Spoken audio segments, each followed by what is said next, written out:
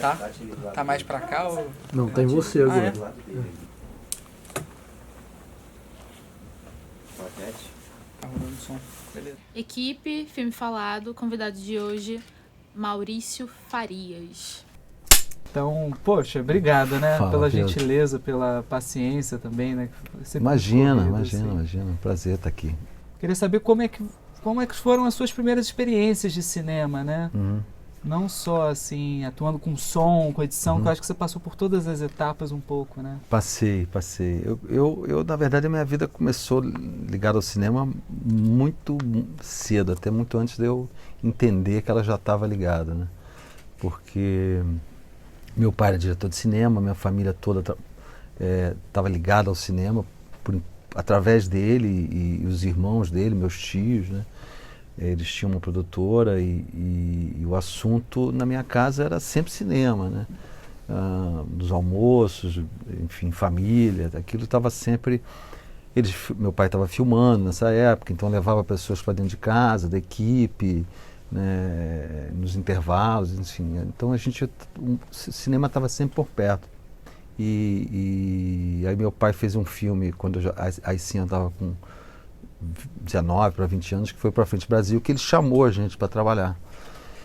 E ali eu acho que foi a nossa faculdade, assim, de cinema, entendeu? Porque ele falou, vocês topam fazer, vocês topam trabalhar? Perguntou para mim e para os meus irmãos. Minha irmã era muito nova nessa época. E ele perguntou, vocês topam acompanhar? A gente falou, tá bom. A gente falou, pô, a gente quer. Ele falou, então tá bom, então lê o roteiro. Então ele deu pra gente o roteiro quando ele estava ainda escrevendo o roteiro, entendeu? Então a gente acompanhou o filme do roteiro até a sala de exibição. E com aquela irreverência, eu acho, de quem tem 18 anos, né? Então podia falar tudo, né? Não tinha também nenhuma trava para poder falar, né? Com meu pai era um cara aberto, assim e tal. Então a gente falava os maiores absurdos, né? Na relação com ele era divertido, assim, ele tinha uma paciência para ouvir e explicar. E foi muito bom, foi muito bom.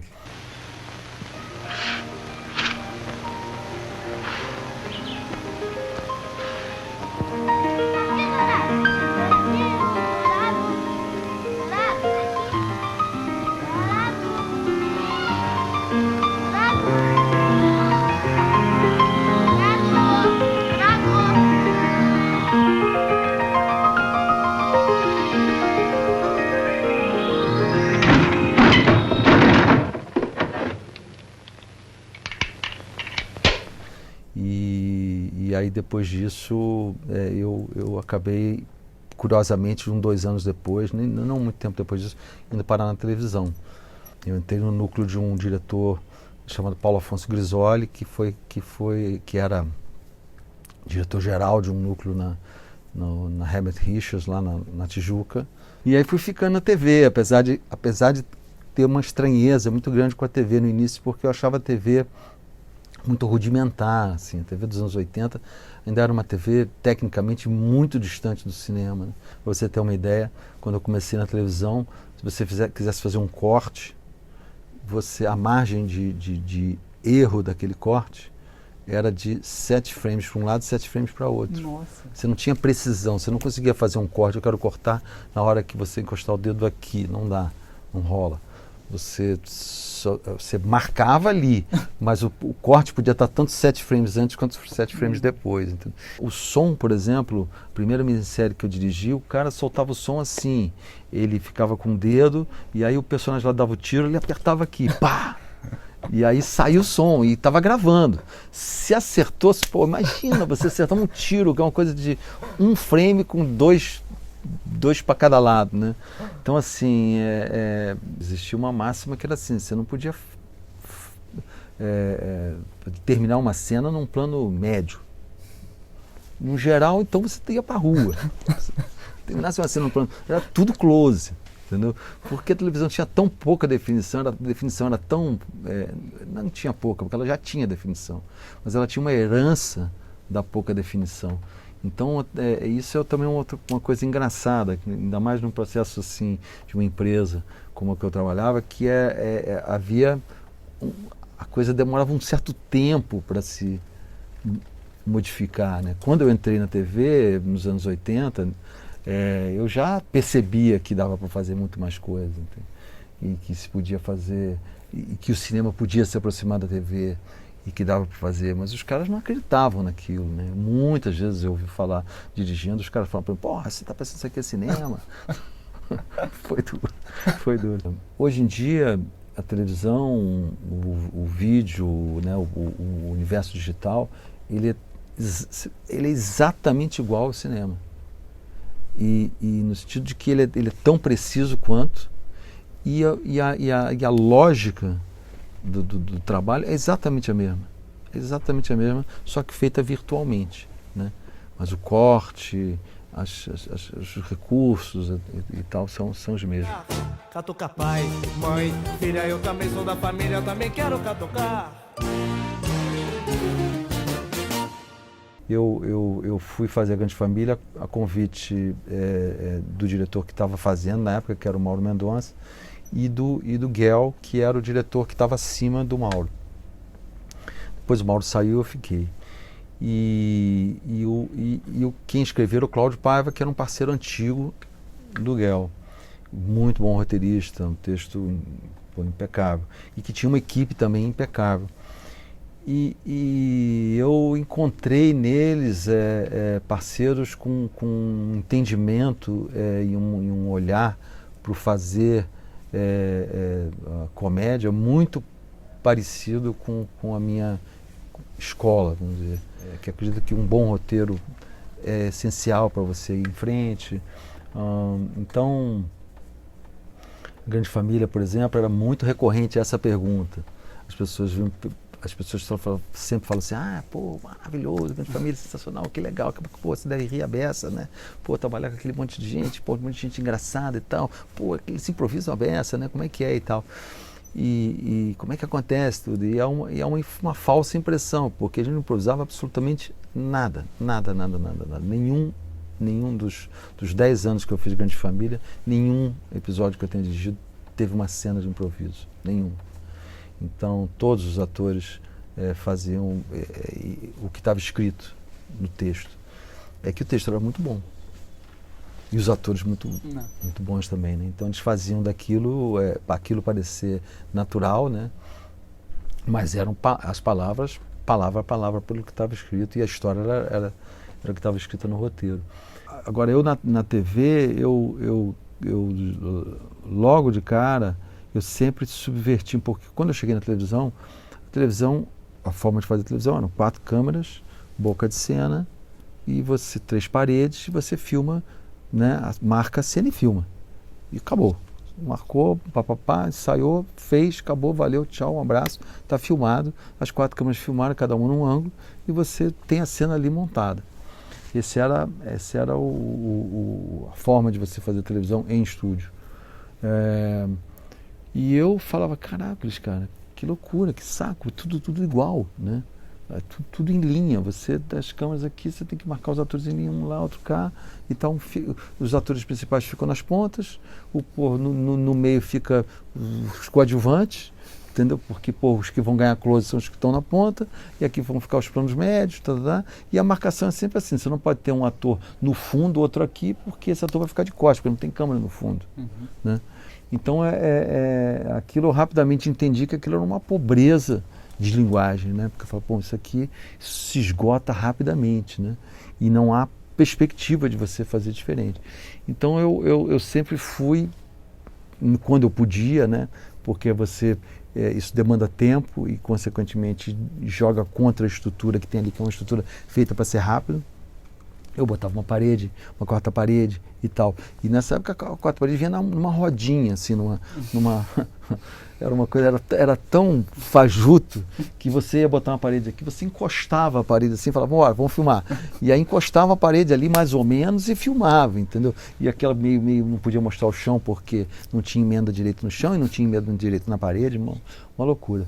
Aí aos poucos eu fui convencendo os produtores de que dava para fazer com meia parede, pelo menos.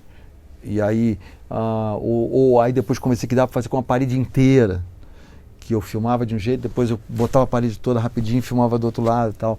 Até que na Grande Família eu consegui convencer os caras de que dava para fechar o cenário. Ninguém fazia isso, novela não fazia, ninguém fazia série, ninguém fazia cenário fechado. Aí era uma loucura, porque era assim, tipo, tinha romaria no meu estúdio para as pessoas olhavam, entravam lá e falavam, isso é um absurdo. Porra. Aí depois eu botei teto nos cenários.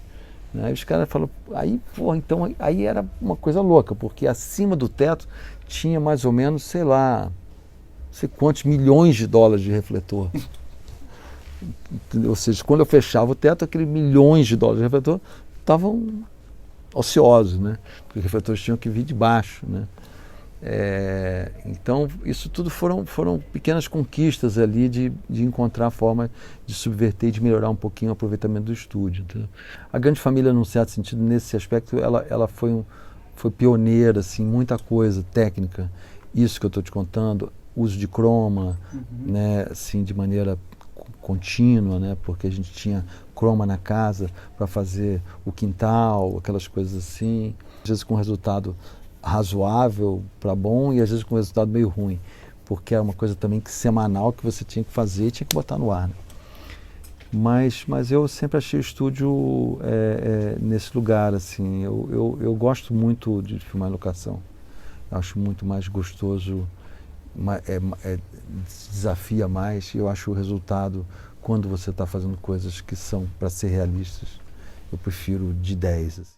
Isso, Agostinho? Que papo é esse, tá? Não, loucura, deixa pra lá. Bom, afinal, como é que a Nenê está se saindo nas aulas? Eu posso imaginar as manobras arriscadas que ela tem aprendido. Arriscadíssimas. Ô, Agostinho, ó, deixa o Tarcísio responder. Não, a Nenê tá ótima. Ela pega a coisa muito rápido. Sabe? Pega demais, ela pega muito rápido a coisa, né? A gente faz o que pode, né? Que não pode. E aí eu queria saber um pouco isso de você, assim, como é que você vê o humor também, né, no trabalho, assim, como é que você trata o humor quando você está dirigindo, assim, também. Isso é bacana de saber, assim, se você deixa muitos atores trazerem também esse timing da comédia quando você está ali dirigindo alguma cena, enfim. Eu acho que o humor na vida é Essencial. sensacional, né, essencial. Eu acho que a comédia é um gênero de muita precisão. Assim, ele é muito bom fazer comédia, porque depois que você faz comédia, quando você volta para o drama, a tua relação com o tempo muda. Porque o drama ele comporta um tempo, eu acho, mais flexível. Claro que aquilo interfere na narrativa, mas você pode ter andamentos diferentes e chegar mais ou menos ao mesmo resultado. Ou seja, você pode ser lento aqui e um pouco mais rápido ali e depois lento de novo. Na comédia não. Na comédia você tem que ser rápido sempre. Sempre, sempre, sempre. A comédia tem uma coisa que ela precisa surpreender sempre quem está vendo. E você tem que andar sempre mais rápido do que a pessoa que está assistindo. Você tem que estar muito, muito, muito, muito treinado, trabalhando constantemente, diariamente com aquilo, para você sentir aquilo no momento que acontece e dizer, talento, vamos mais uma vez, vamos de novo, vamos fazer mais uma vez porque essa não ficou tão boa e tal. E o maior desafio justamente é quando você tenta fazer a comédia não ir pelo lugar que você tem o controle. É interessante. Entende? Quando você vai fazer um plano de sequência, por exemplo, é o maior desafio, eu acho que para um diretor de comédia e para um elenco de comédia. Fazer uma cena realmente engraçada e tal. É muito comum você fazer uma cena, achar muito engraçado e depois juntar com uma outra cena que você também achou engraçado e você achar uma das duas muito lenta, porque a outra é muito mais rápida. Então essa... E a comédia precisa de um mesmo andamento, pode-se dizer assim, né? Para ficar boa e tal. E essa relação também, assim, quando você faz o Verônica, né? Aí já dando um salto, né? Mas você sentiu essa diferença também quando você foi voltar para o cinema, né? Porque você pegou muito o ritmo da televisão, né? Pegou o modo de fazer. Quando você foi fazer o longa, você sentiu essa mudança no ritmo? Senti, mas não no Verônica. Eu senti quando fui fazer o Coronel Lobisomem, que foi o primeiro filme que eu fiz. Quando eu cheguei no Verônica, eu já tinha feito Grande Família, e já era, acho que, meu terceiro filme, se eu não me engano. E ele foi um filme feito de forma muito independente, porque eu filmei, a gente conseguiu um apoio do fundo setorial, se eu não me engano, uma coisa assim, alguma grana ali que a gente conseguiu, que a Silvia Fraia conseguiu, que era a produtora, e a gente fez o filme com pouquíssimo dinheiro. E sem nada, sem distribuidor, sem ninguém. E o filme foi conquistando depois seu espaço, depois que o filme ficou pronto. Isso me deu muita liberdade para fazer, mas eu também eu já estava muito maduro também quando eu comecei a fazer o filme. E eu lembro, por exemplo, que eu trabalhei com o Guerrinha, que era o fotógrafo, que era um parceiro que eu tinha feito muitas coisas na televisão com ele. E a gente já tinha feito muita coisa na TV, então a gente chegou eu combinei com ele o seguinte, falei, Guerrinha, vamos fazer uma coisa diferente de tudo que a gente fez até hoje, a gente vai fazer assim, então vamos chegar no set e eu não vou decupar nada. Eu vou chegar lá sem nada. E a gente chega na hora, eu vou vir com as minhas ideias, você vem com as suas, a gente conversa e a gente, na hora, decide como é que a gente vai filmar. Então a gente fez o filme assim, um pouco procurando desafios já, né? E esse processo do Verônica também tem esse desafio de você ter filmado muito na rua, de você ter buscado esses espaços, né? Exatamente. Como é que você lida com esse processo em geral, mas nesse caso do filme, né? Eu fui tudo na contramão do que a gente faz na Globo, né? Porque assim, na Globo, com toda razão, você não pode chegar na rua, botar uma câmera e filmar, porque passa uma pessoa, a pessoa se vê na tela e se processa a empresa, né? Então, mas existem truques para isso, né? Para você... E eu fui justamente fazendo esses truques, do tipo levar uma barraquinha, tipo barraquinha de obra, e botar no meio da rua, e botar só a câmera de fora, entendeu?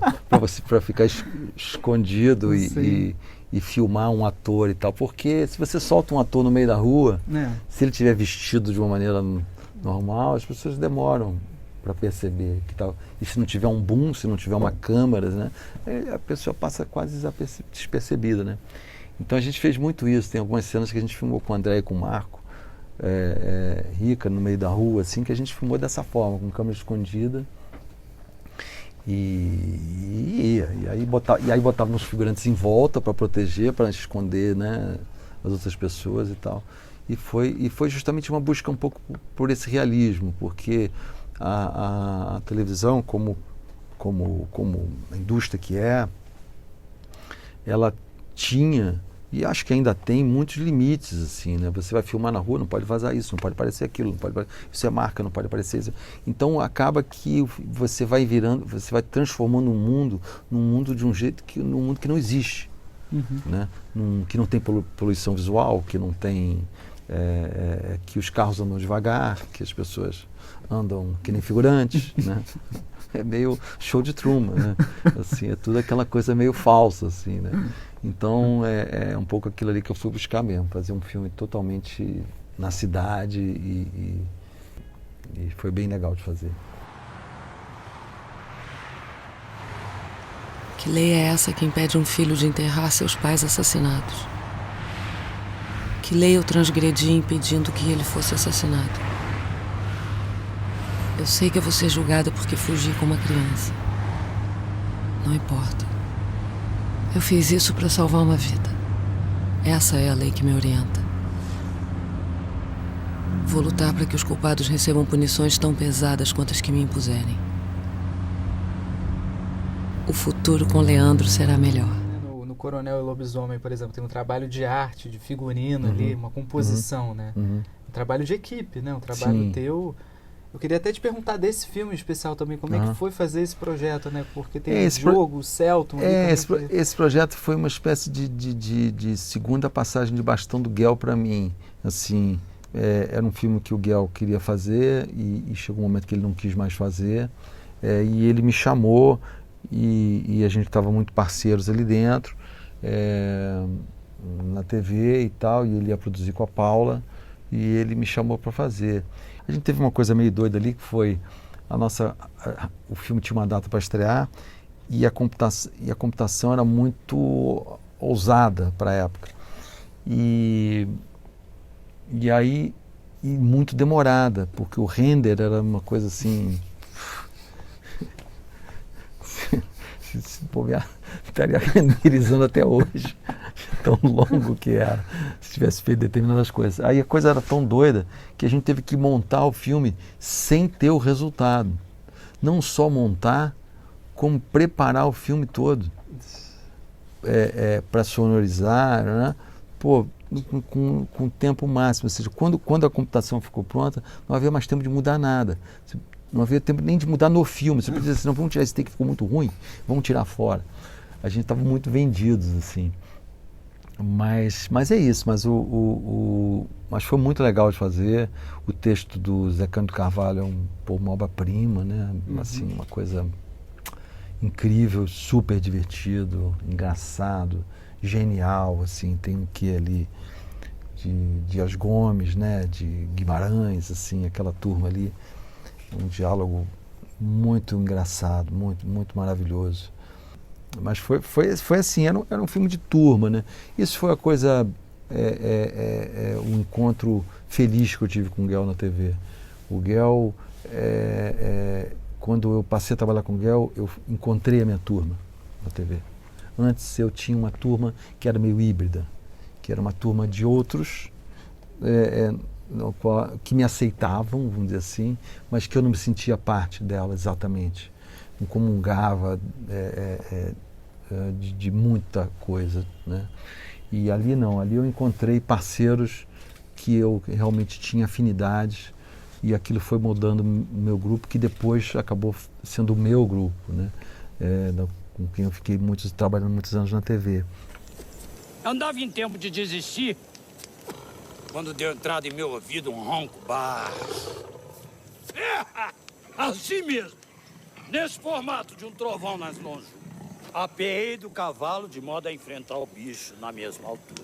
Foi minha botina ranger no areal e na distância pouca de um bafo cresceu em 4 patas um monstro de tamanho avantajado que berrou suas ignorâncias no berrentão de minha nuca. E você segue a tua intuição assim também? Sim, tem sim. Eu acho que o diretor é aquele cara que alguém disse, né, é você quem vai decidir, né? Então, só que eu acho que existe como é um trabalho coletivo, né, eu acredito que o diretor tem a obrigação, não a obrigação, assim, eu acho que é mais prazeroso para os parceiros se você tiver um diálogo com eles. E para você ter um diálogo, você não pode dizer assim, o que você acha dessa parede aqui? Eu acho que ela tem que ser vermelha. Mas por quê? Não sei. Não dá, entendeu? Se você tem que ter alguma coisa, porque senão vai ficar tudo no eu acho que tem que ser isso. Então eu acho que tem que ser aquilo. Aí você chegou a lugar nenhum, né? Então, isso fazendo assim, de uma maneira bem simplista, né? Assim, a coisa da escolha, né? Mas tem coisas que a gente intui, mas eu procuro tentar entender a minha intuição, entende? Procuro entender, pesquisar por que eu estou sentindo aquilo, por que eu acho que é por ali, para embasar um pouco aquilo e poder ter algum diálogo a partir daquela escolha. Eu muito cedo descobri que não existe uma só forma de você fazer um bom filme, né? Não existe uma só escola, uma só maneira de dirigir, um só diretor para aquele trabalho. Fui aprendendo, enfim, com o fazer da direção, que tudo que você faz é linguagem. Tudo é linguagem. E a linguagem, ela obedece a determinado... Tem determinadas regras que são meio simples da linguagem, né? Especificamente no que diz respeito ao entretenimento, né? Se você bota uma câmera parada contra uma parede e filma 10 horas dessa parede, a a possibilidade da pessoa enjoar daquilo num determinado momento é imensa, né? Mas pode ser até que você fique até interessado, porque é tão louco que você fala, porra, deixa eu ver o que vai acontecer, e você fica hipnotizado por aquilo, esperando alguma coisa acontecer. E justamente esse jogo do que vai acontecer, ou do que pode acontecer, eu acho que é um pouco o espécie do DNA do entretenimento, né? Então a decupagem, para mim, ela sempre seguiu esses dois sentidos. Um sentido narrativo específico ali daquela cena e um sentido maior da obra como um todo, de como é que aquilo se relaciona com o resto. E procurar fazer daquilo ali uma coisa que pareça fluida, assim, né? Que seja embalando, trazendo o espectador para dentro da história, né? Eu vejo assim, eu admiro todo tipo de cinema, gosto, não tenho nenhum estilo especialmente assim preferido, eu gosto muito de cinema de modo geral, mas eu admiro muito os diretores que filmam de uma forma relativamente simples, aparentemente simples, né? Porque eu sei que é muito mais difícil você fazer um bom filme assim. É muito mais fácil você cortar. É muito mais fácil. Você filma de diversas formas, depois monta, você tem lá na edição todos os recursos para montar e tudo. Mas às vezes esse tipo de narrativa, ela cobra um certo preço, porque eu acho que nós, espectadores, assim, quando você está diante de uma tela e vê algo contínuo ou algo mais simples, aquilo te faz de alguma maneira entender que existe um certo realismo ali, porque está tudo muito exposto. O corte é o recurso, né, do truque no cinema, né? Então ele faz coisas, através do corte que no cinema a gente faz coisas que na vida real a gente não pode fazer, né? A gente muda o tempo, a gente muda o espaço, né? E a gente controla o tempo, né? Que é uma coisa que não existe na vida real. Então, eu acho interessante também, numa decupagem, você lidar com isso também. Também procurar, muitas vezes, narrar de uma maneira simples e bem contada, né? Valeu, obrigadão mesmo. Foi ótimo. Tomara que você tenha gostado também. Gostei, legal, muito bom falar de trabalho. É sempre bom, falar né? dos processos, nossa, enfim, dá pra gente ficar... Você deixou espaço pra você? Deixou. Fica aquele... com esse ar friaca, né, que eles colocaram. Não, ainda bem que vocês baixaram. Teve uma hora que ficou muito quente. Não, mas tem que ligar mesmo. Só que aqui